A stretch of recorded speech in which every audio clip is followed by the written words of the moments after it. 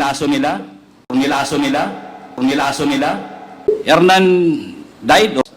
Nakikita ko po kasi ang salarin, Your Honor, nasa tapat ko. Si Mr. Pulong Duterte. Davao Mafia. Siya, may patong sa ulo. Kahit pa paano pareho kaming buhay.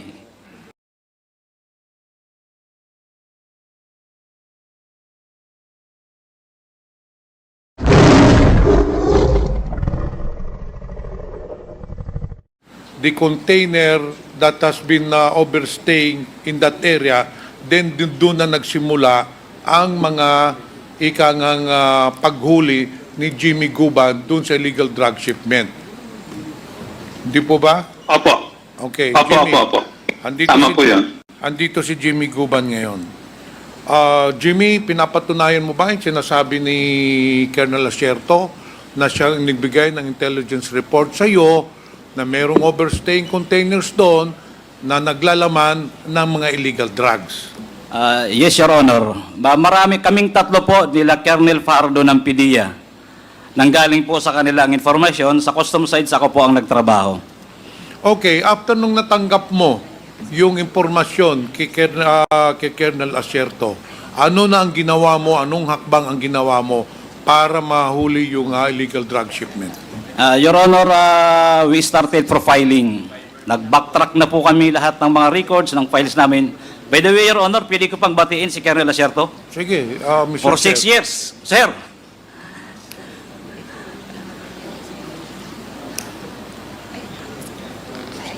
O sige, ipagpatuloy mo na, Mr. Jimmy Guban. Mukhang hindi ka nadinig ni Colonel Asierto.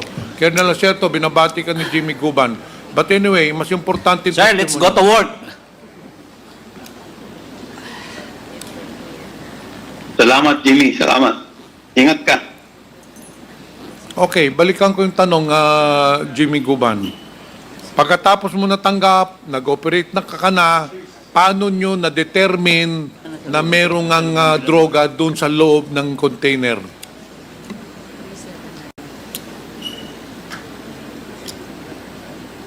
Iyak na. Iyak na. Iyak na.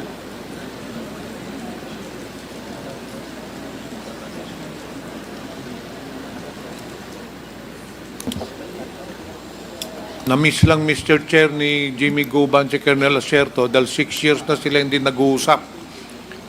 This is the first time that Mr. Jimmy Guban and Colonel Asierto has talked to each other. Pagpatuloy mo, Jimmy. Thank you for your honors. Nakikita ko po kasi ang salarin, Your Honor, nasa tapat ko. Si Mr. Paul Gutierrez.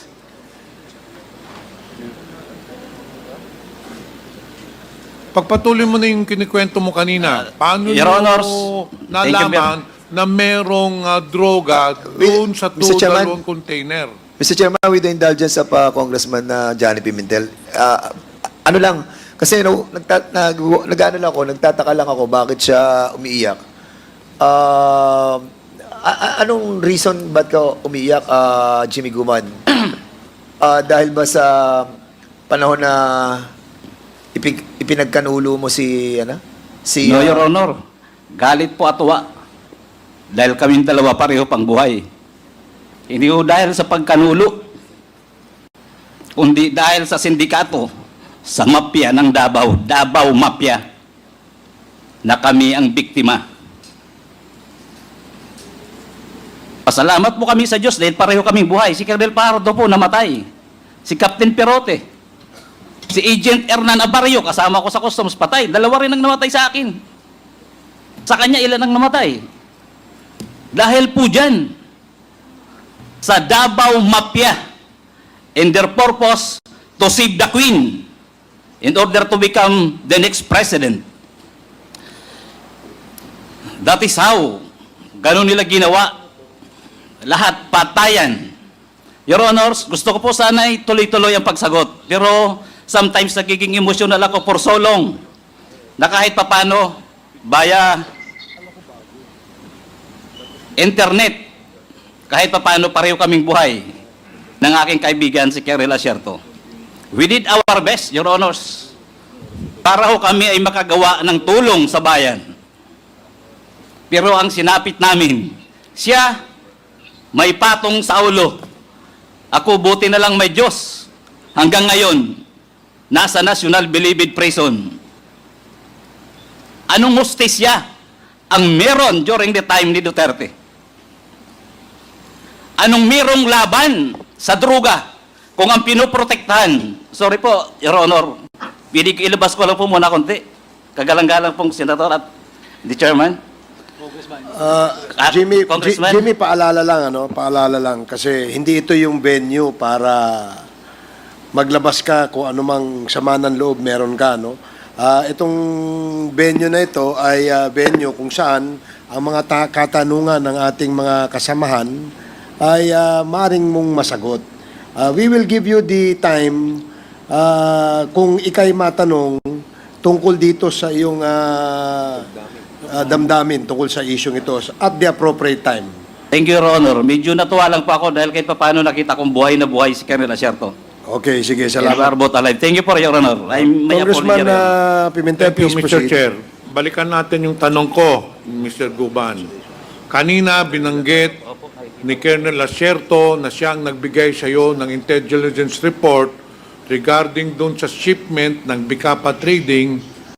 Pagkatapos ng intelligence report, ano hong ginawa ninyo? Your Honor, ang nag-implement po niyan ay joint ng PDEA at saka ng Customs. In fact, witness din po doon si Colonel Asierto. Si Colonel Pajardo, then Director ng National Capital Region ng PDEA, nag-exchange po kami ng mga information together with Colonel Asierto. Then I do my homework also on my part as CIS Intelligence Operative ng Bureau of Customs. So lahat po ng files, naghanap kami, nag-backtrack, kung ano po ang trabaho namin as Intelligence Operative sa Bureau of Customs. Hanggang po sa bandang huli na totally na pinpoint namin at nalaman namin na talagang yun na yung binibigay na information from Colonel Asierto's asset. Yan na po hanggang sa in-identify. If I will be given a chance po, Your Honor, may mga supporting documents po ako dito to prove na talagang yan po ay nahuli namin. Trinabaho po namin at nagsakripisyo po dyan ng buhay ang halos mga kasamahan namin para po mahuli yan. Ngayon, itong sunod na tanong ko sa iyo, importante itong tanong ko sa iyo. Itong dalawang container van na sinasabi na hinuli ninyo na may laman na drug shipment, ito ba Or kargamento na pinapakiusap siya. So, isa po yan na sa mga pinapakiusap niya na kargamento, pati po sa mga pinapakiusap niya na kargamento, pati po yung mga missing containers at saka pati po yung ibang mga nahuli sa warehouse. Sabi mo, Mr. Chair, Guban, na maraming hinihiling sa iyo ni Small Abrera na maipapasok na mga kargamento. Kasama na itong ilang container van ba ito? Isang container van lang? Isa lang po, Your Honor. Recording in progress. Isang container van lang. So, pero ito na nga yung binabanggit niya. Isa po yan, Your Honor. Okay, so nung na-identify na ninyo yung container van, ano na nangyari? Did you report it to PDEA para gumawa ng control delivery? Siyempre, binigyan ka ng information ni Colonel Asierto, binerify ninyo yung container van, anong sunod na hakbang na ginawa ninyo?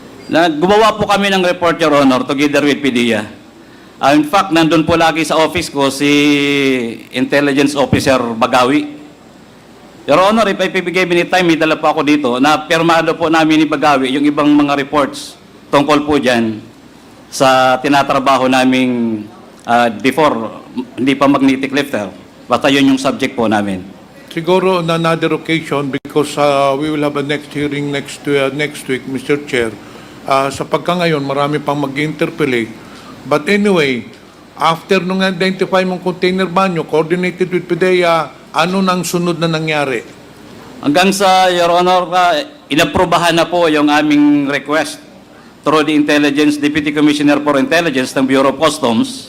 Inaprobahan na po ni Commissioner na ibaba, buksan ang container number na yun na ni-request po namin dahil natapos na po namin ma-develop doon po sa Manila International Container Port.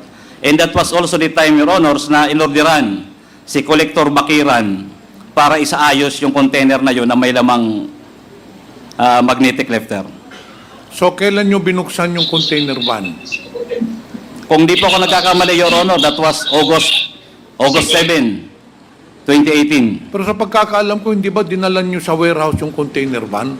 No, Your Honor, sa loob po mismo ng custom po yan hinuli. Hindi po yan nakalabas.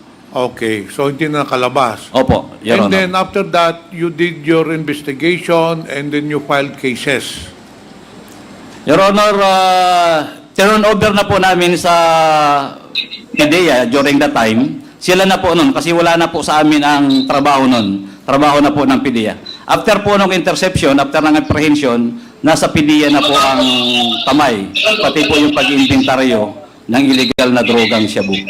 Pero hanggang ngayon, Mr. Jiguman, Mr. Chair, sino ba talaga ang nagpasok nitong illegal drug shipment na ito under Bicaba Trading?